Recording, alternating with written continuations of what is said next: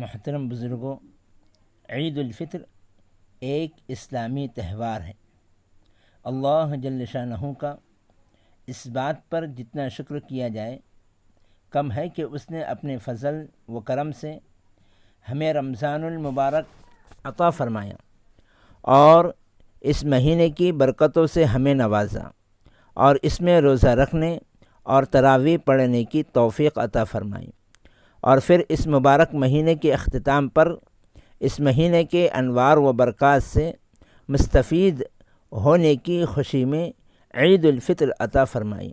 اسلام نے صرف دو تہوار مقرر کیے ہیں، ایک عید الفطر اور دوسرا عید الاضحیٰ، اور ان دونوں تہواروں کو منانے کے لیے جن دنوں کا انتخاب کیا گیا وہ بھی دنیا سے نرالے ہیں۔ چنانچہ عید الفطر رمضان گزارنے کے بعد رکھی گئی کہ میرے بندے پورا مہینہ عبادت میں مشغول رہے، پورے مہینے انہوں نے میرے خاطر کھانا پینا چھوڑے رکھا، نفسانی خواہشات کو چھوڑے رکھا اور پورا مہینہ عبادات کے اندر گزارا۔ اس کی خوشی اور انعام میں یہ عید الفطر عطا فرمائی۔ بخاری شریف کی روایت ہے، رسول اللہ صلی اللہ علیہ وسلم نے فرمایا، ہر قوم کے لیے عید ہوتی ہے اور یہ ہماری عید ہے۔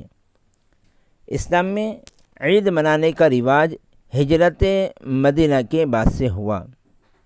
ابو داؤد شریف کی حدیث ہے، رسول اللہ صلی اللہ علیہ وسلم جب ہجرت فرما کر مدینہ منورہ تشریف لائے تو دیکھا کہ مدینے والوں نے دو دنوں کو اپنے لیے خاص کر رکھا ہے جن میں وہ خوشیاں مناتے ہیں۔ آپ صلی اللہ علیہ وسلم نے پوچھا، یہ دو دن کیسے ہیں؟ یعنی ان دو دنوں کی کیا حقیقت ہے؟ لوگوں نے عرض کیا، ہم لوگ زمانۂ جاہلیت میں ان دو دنوں میں کھیل کود کیا کرتے تھے۔ آپ نے فرمایا، ان دو دنوں کے بدلے اللہ تعالیٰ نے ان سے بہتر دو دن تمہیں عنایت فرمائے، ایک عید الاضحیٰ اور دوسرا عید الفطر۔ یہیں سے اسلام میں عید منانے کا سلسلہ شروع ہوا۔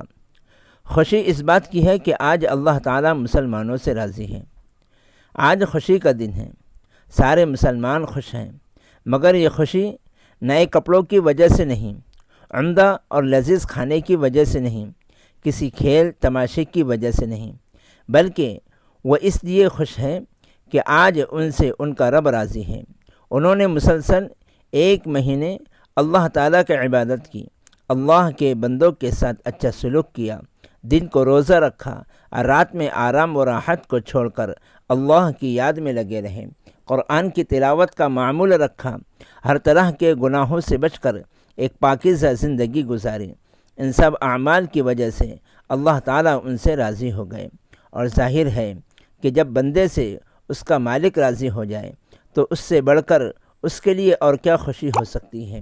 اسی لیے قرآن کریم میں فرمایا گیا، وَرِضْوَانٌ مِّنَ اللَّهِ اکبر، یعنی اللہ کی رضامندی سب سے بڑی نعمت ہے۔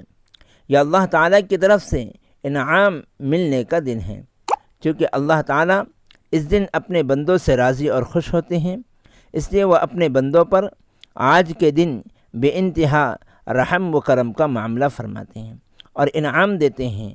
حدیث میں ہے، رسول اللہ صلی اللہ علیہ وسلم نے فرمایا، جب عید کا دن ہوتا ہے تو صبح کے وقت فرشتے راستوں پر کھڑے ہو کر آواز لگاتے ہیں، اے مسلمانوں کی جماعت، اس مہربان مالک کی طرف چلو جو خیر و بھلائی عطا فرماتا ہے اور پھر بہترین بدلہ دیتا ہے۔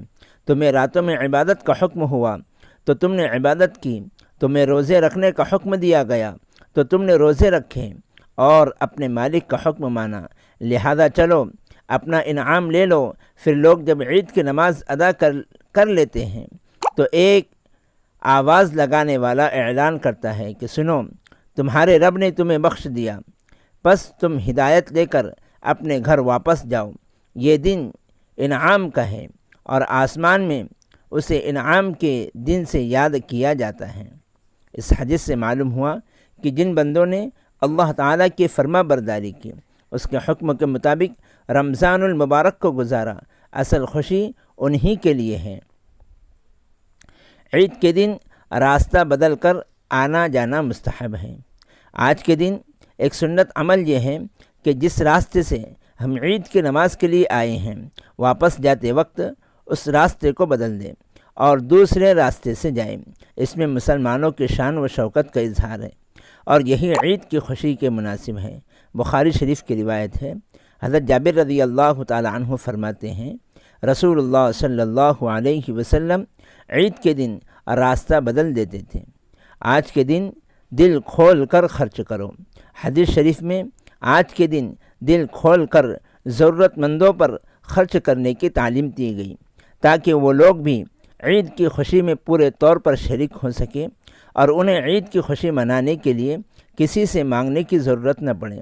چنانچہ ایک روایت میں رسول اللہ صلی اللہ علیہ وسلم کا ارشاد ہے، آج کے دن غریبوں اور مسکینوں پر اتنا خرچ کرو کہ انہیں کسی سے مانگنے کی ضرورت نہ پڑے۔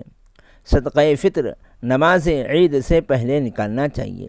صدقہ فطر کا مقصد چونکہ غریبوں کی مدد اور عید کے لیے ان کی ضروریات کا انتظام ہے، اس لیے عید کی نماز سے قبل ادا کر دینا چاہیے، بلکہ عید کے دن سے کچھ قبل ہی صدقہ ادا کرنا بہتر ہے، تاکہ غریب لوگ بھی اپنی ضروریات کا انتظام کر کے عید کی خوشیوں میں شریک ہو سکیں۔ سنن ابو داؤد کی روایت ہے، حضرت عبداللہ ابن عمر رضی اللہ تعالی عنہ فرماتے ہیں کہ رسول اللہ صلی اللہ علیہ وسلم نے ہمیں صدقہ فطر نماز عید سے پہلے ہی ادا کرنے کا حکم دیا۔ چنانچہ خود حضرت عبداللہ ابن عمر رضی اللہ تعالی عنہ 2-3 دن پہلے ہی صدقہ فطر ادا کر دیا کرتے تھے۔ اگر کسی نے صدقہ فطر ادا نہ کیا ہو تو عید کی نماز کے بعد جلد از جلد اس کے ادا کرنے کی فکر کریں۔ رمضان کے بعد بھی پاکیزہ زندگی گزارنے کا عہد کیجیے۔ اس موقع پر ایک اور اہم بات کی طرف توجہ دینے کی ہمیں سخت ضرورت ہے، وہ یہ کہ رمضان المبارک ہمارے درمیان سے رخصت ہو چکا۔ اس کے رحمتوں اور برکتوں سے جو شخص جتنا فائدہ اٹھا سکتا تھا اس نے اٹھایا، مگر اس کی برکتوں کہ اس کی حفاظت کی جاوے۔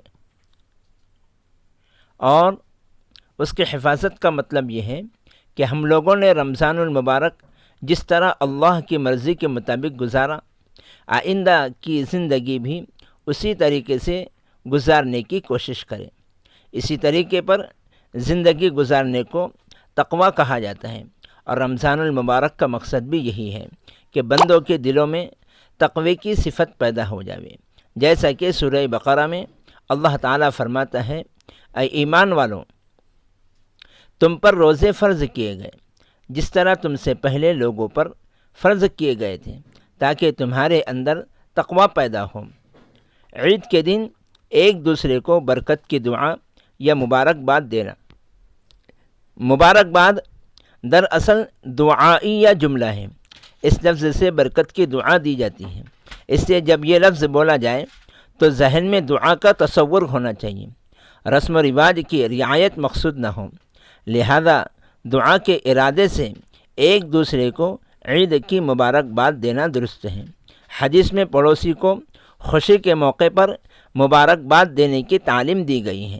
صحابہ کرام رضی اللہ عنہم کی ایک جماعت سے عید کے موقع پر تقبل اللہ منا ومنکم کا دعائیہ جملہ کہنا ثابت ہے، اس لیے عید مبارک کہنے کے بجائے اگر یہ دعائیہ جملہ کہا جائے تو بہتر ہے۔